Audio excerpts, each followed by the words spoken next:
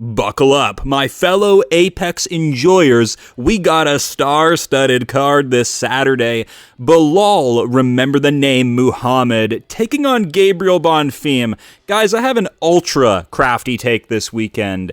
We tried it a couple weeks ago with Aljamain Sterling, but it didn't work. Belal Muhammad, after all these years of trashing Colby Covington, is going to follow suit and retire from the UFC and join the RAF because he wants some extra cheddar. Why fight in the UFC and go for the glory when you can just wrestle for a couple of minutes and make double the paycheck? I can see it so clearly when I look in my MMA crystal ball.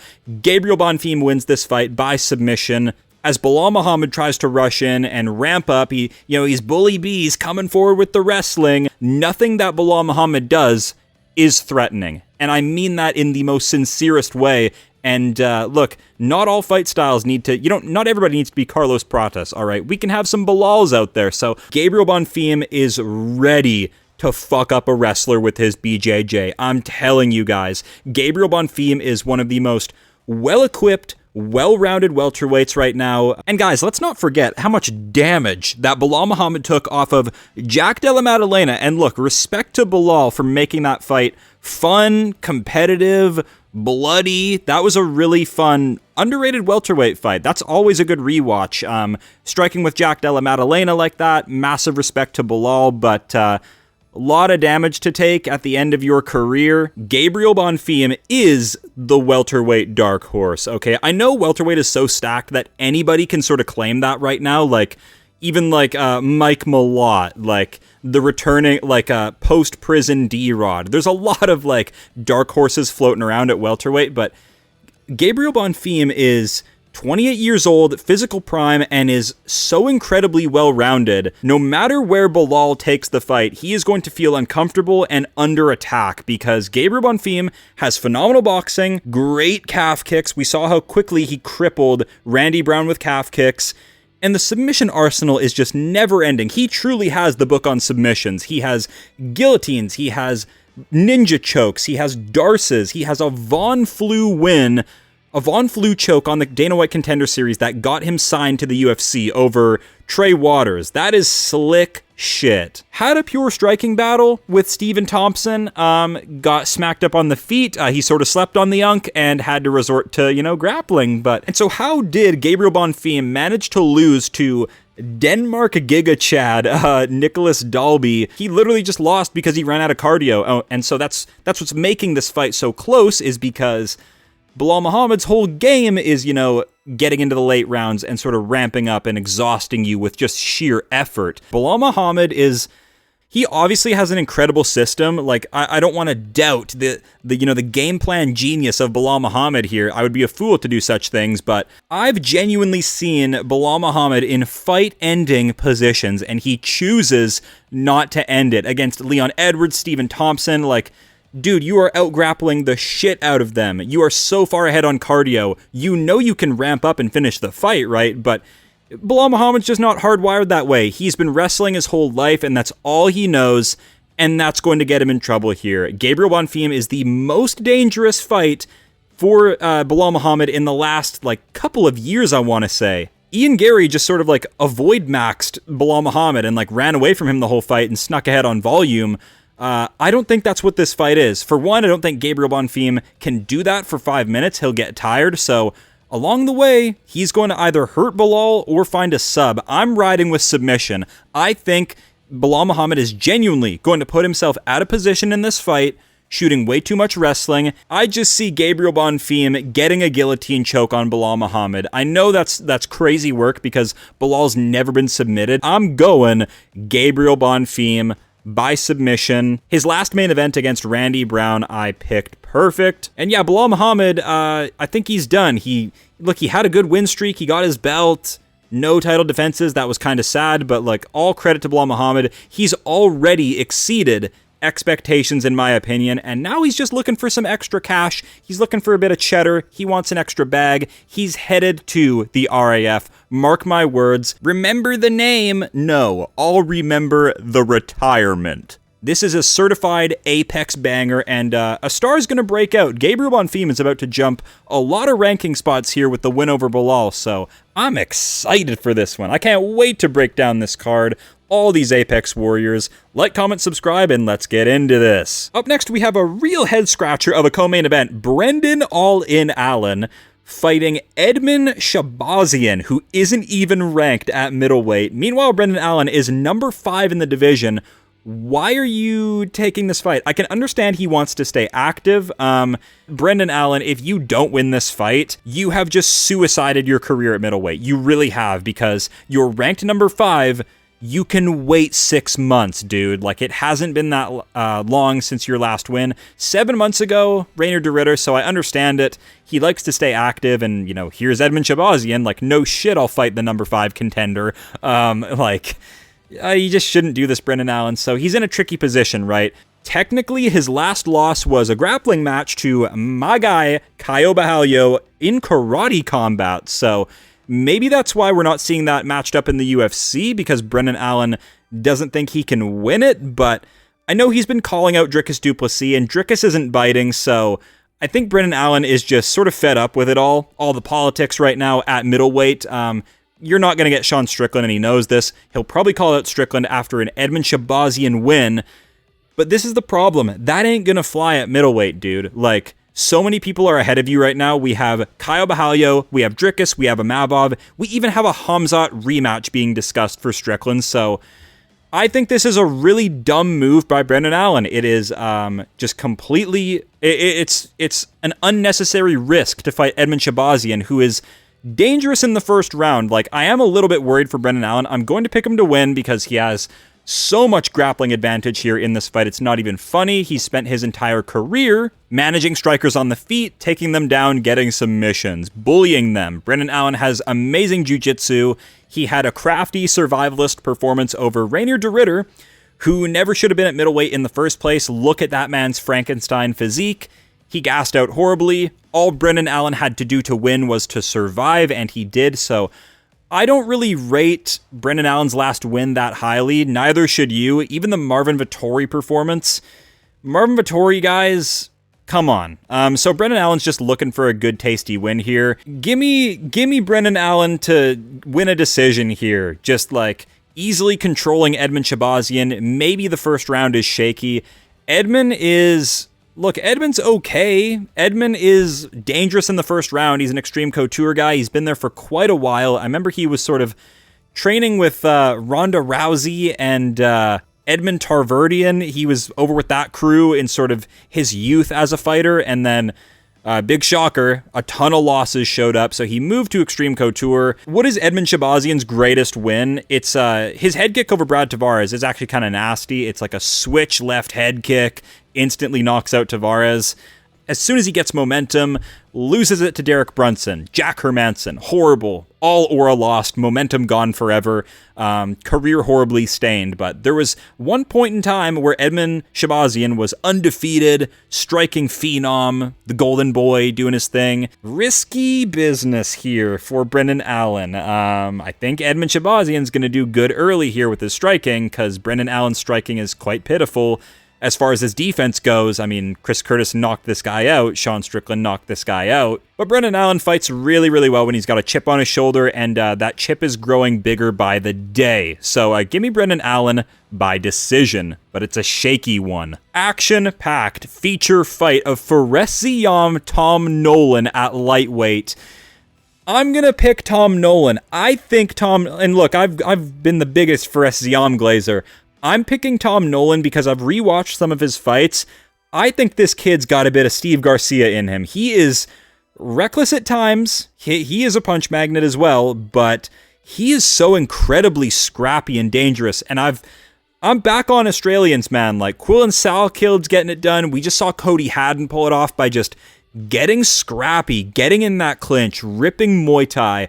I'm going to go Tom Nolan because I've seen ZIAM submitted in the Apex before by Terrence McKinney. So I know Tom Nolan has a really good BJJ that he sort of neglects. He likes to brawl. He's a young, scrappy kid, also has a big chip on his shoulder. But I just have this weird feeling that Tom Nolan's going to pull Fares Ziam into the mud and make this just a gritty, like, Brisbane, Queensland, Australia type scrap. And look, at the end of the day, Fares Ziam's French. Fares Ziam is going to find the target. I can see knockdowns for either guy in this fight. It's a really close banger, if that makes any sense at all to the average person. Fares Ziam manages range so much better than Tom Nolan, but I just don't want to get suckered into that Matt Frivola KO in France. Like, Fares Ziam went to split decision with Claudio Poyes, who Dan Hooker masterclass. Dan Hooker doesn't masterclass anyone, so, I don't know. I just need to see a little bit more from Fares Ziam. I think, in a weird way, Tom Nolan is hungrier. He is just like a nasty fucking swamp rat. Like, look at this dude. His fight style is ugly. It's dirty. Yes, he got KO'd by Nicholas Moda after talking a ton of shit. That was super satisfying. It's not like his resume is any better than Fares Ziam's. By far, it's a lot worse. Like, Victor Martinez, just a fat Mexican, Alex Reyes. The Vyacheslav Borshev fight was really, really good. I liked that fight. That was fun. And the Charlie Campbell win was solid. Little brawl. He hurt him. He got hurt back. Found a rear naked. I just think he's got a bit of Steve Garcia in him, and he's going to just, like, do serious damage to Fares Ziam. So sorry, Fares Ziam enjoyers, I'm going to go with Tom Nolan. By TKO or submission, he's going to make it dirty, ugly, really take skill out of the equation. In that little apex cage, these guys are really tall for lightweight. I think they're going to beat the shit out of each other, and Tom Nolan could submit Fares Ziam. Fares Ziam does not know BJJ. He's been submitted 3 times in the first round, once by Terrence McKinney. What is going on there? So Tom Nolan is going to win this fight. Bryce Thug Nasty Mitchell versus Santiago Luna. We have Thug Nasty Bryce Mitchell fighting somebody who goes by the name Border Boy. We are in a simulation. This is a short notice matchup. It was supposed to be Bryce Mitchell versus Victor Henry, who is a really, like, high volume guy, like very little power, but like really annoying volume. Victor Henry is like a mosquito of a fighter, just all over you, won't fuck off, has a win over Johnny Barcelos. That's actually very underrated aura. Bryce Mitchell should win this fight. When I look at these two, Santiago Luna is on the Jackson podcast. He's 21 years old. Dude, lock in and get in the training room. He's undefeated, 8-0. Thinks he can beat Bryce Mitchell on like a week's notice. That's crazy to me, how Bryce Mitchell is only slightly favored. First of all, Bryce Mitchell, if you don't know him, the gas tank is elite. He's actually got some underrated toughness. The only one to really like do serious damage to him was, obviously the death blow from Josh Emmett. That would knock out a heavyweight if you just headbutt a Josh Emmett power punch like that. And he went multiple rounds with Ilia Topuria. Like, yes, he lost and got smashed up. He claimed he was sick in that fight. That's classic Cope right there, but I don't care. I saw Bryce Mitchell have a decent little fight with Ilia Topuria. He's going to beat Santiago Luna, who is fast and dangerous, but he fucking just got here. And like, Bryce Mitchell has beat some really solid fighters. Bryce Mitchell is just a relentless fucking dude. I don't even think Bryce Mitchell has any great like BJJ skill set. He just hustles and he's fucking nasty. His striking is underdeveloped. He has like an okay little like front kick to the body and some slappy little punches, but like, he's just a farm tough motherfucker. So give me Bryce Mitchell, Thug Nasty, to win a decision over Santiago Luna, just exhausting him. Matt Schnell versus Alessandro Costa. First of all, it's going to be a quick breakdown. Matt Schnell, in my personal opinion, should not be allowed to still compete in the UFC after the sheer amount of head trauma he has sustained. Alessandro Costa isn't that special either. I picked him to lose to Alden Correa, but upon rewatching, it was sort of a fluke. He like broke his foot in the fight. He trains with Diego Lopez. Take that for what you will. Crazy shit. Matt Schnell has had just a wild fucking career. He can't take punches, though. If you hit Matt Schnell in the head with a punch, he doesn't respond well. He doesn't respond like a UFC fighter. He doesn't tuck up behind the guard. He doesn't circle out. He goes jelly-legged. So I'm going to go Alessandro Costa, not even by being the better fighter, but just by landing on the target. One last thing on Matt Schnell. When he got knocked out by Steve Erceg, the referee, I forget his name, this one ref, this pig ref, saying like, oh, your head was so loud when it hit the back of the canvas. I thought you weren't going to get up. I don't know what was worse, the KO or the sound it made when your head hit the canvas. Fuck you for life for saying that ref. You get paid to make sure the fighters stay safe. We don't need your little side comments. You're the absolute opposite of a warrior. I don't need your little sneak disses of Matt Schnell, okay? Anyways, Alessandro by knockout. Iwo Rudy Baranowski versus Junior Tafa. 7-5 Junior Tafa. Coming off a win, by the way. Oh, fuck. I'm gonna pick him to win, because Iwo Baranowski, look, he's 8-0. He's been knocked out on regionals. He fights like he's fresh out of a fucking mental asylum. I love both these guys' fights for very different reasons, okay? I love seeing Junior Tafa lose and get super salty about it. I love seeing Iwo Baranowski just close his eyes and swing power punches. And he got kind of an easy way in, okay? He fought a guy named Muhammad Ali, the Contender Series, and then he gets Ibo Aslan, like the only MMA fighter out of Turkey, and who also closed his eyes and just threw punches in that fight. And then Austin Lane, so like, you're unproven. Absolutely. I know he's got a ton of wrestling experience, but like, show it, dude. He literally he has like you have a wrestling background. Why are you going straight drunken master? Like, you don't need to. The Juggernaut Junior Tafa, for what it's worth, has shaved off a bit of weight. You know, he used to be so flabby and pudgy, but he's clearly got a gym membership now, and he's working on his takedown defense. So I'll take him, man. It's a crazy fucking fight. In a weird way, I think Junior Tafa is the most skilled fighter that Iwo Baranowski has faced thus far, which is a crazy statement, but I'm picking him to win again. Let me hear it, you guys. I don't know, guys. I just always feel this deep urge to pick Junior Tafa to win his fights because I know he's written into the script. You know, he's a Samoan. The UFC loves Samoans. And now for the real main event. Jordan the Monkey King Leavitt versus Joe Anderson Brito. I never knew I needed this fight. Now that Jordan Leavitt is at 145, Jordan Leavitt is a bookworm, a theater kid.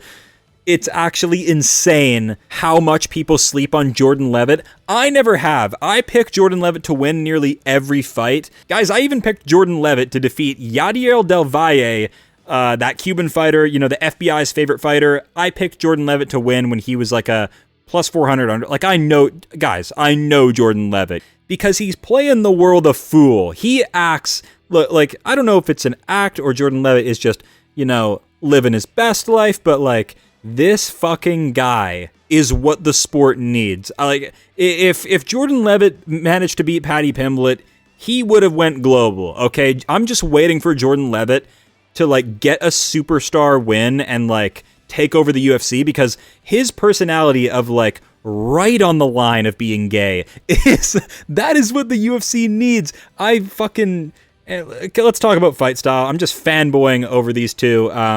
Joe Anderson Brito, power puncher, coming forward, aggression, throws caution to the wind, closes his eyes, tries to knock you out as hard as he possibly can. You absolutely cannot afford to miss a Joe Anderson Brito fight. Sometimes he gets out grappled, yes, like by Pat Sabatini, and he's literally on his back for the whole fight. Hopefully that doesn't happen here, although I want Jordan Leavitt to win.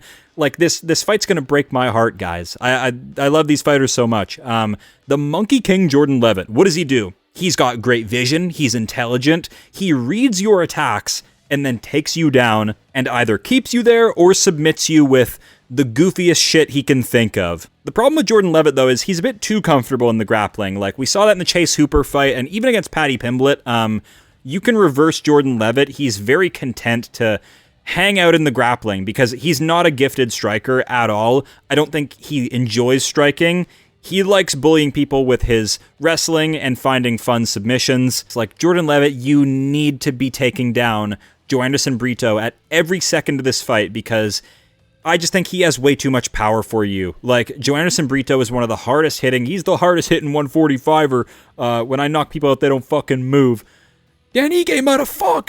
Joe Anderson Brito, powerhouse. Absolute powerhouse. I just worry that Jordan Leavitt's going to get clipped and, I'm going to go Joe Anderson Brito. I don't feel good about it. I love Jordan Leavitt. I know I'm going to be heartbroken either way, but like the easiest way for me to cope is just to say Joanderson Brito gets it done with power. So give me Joanderson Brito to finish Jordan Leavitt. The return of the maniac, Marcus Mcghee, taking on YANNIS on short notice. Look, guys, Marcus Mcghee looks like a wizard. He's 36 years old, and only a 10-2 record. He's getting here really late, so it's hard to put a lot of trust in his sort of evolution, but just seeing how far he went and, you know, the Herculean effort against Petr Yan, I show mad respect to, okay? Petr Yan is the creme de la creme, the elite of the elite, the emperor of, like, striking in the lighter weight classes, and Marcus Mcghee, like, gangstered his way through it for as long as he could,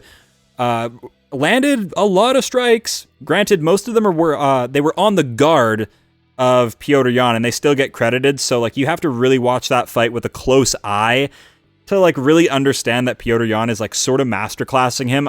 Upon the first watch, I was like, Marcus Mcgee's doing it! It's like, no, it's all arms. Petr Yan's a fucking genius, but in this fight, YANNIS has really fought no one. He's fresh off of the Texas regional scene, got submitted by Austin Bashi, and does have loads of losses, both professional and amateur, so I'm gonna go Marcus Mcghee. Comes from a way better gym than YANNIS, and just getting the rub off of Petr Yan, we're going to see a leveled up Marcus Mcghee. I cannot wait. Give me Marcus Mcghee by TKO finish over YANNIS. You know, learning some of the tricks of the trade off of the great Petr Yan. Bruno Bulldog Silva versus Edgar Chairez. Bruno Silva, what can we say? Look, he's got fast hands, he's got fast feet, but he's 5'4" and has a horrible reach. Meanwhile, Edgar Chairez also fought Joshua Van and landed a spinning elbow. He even looks like a...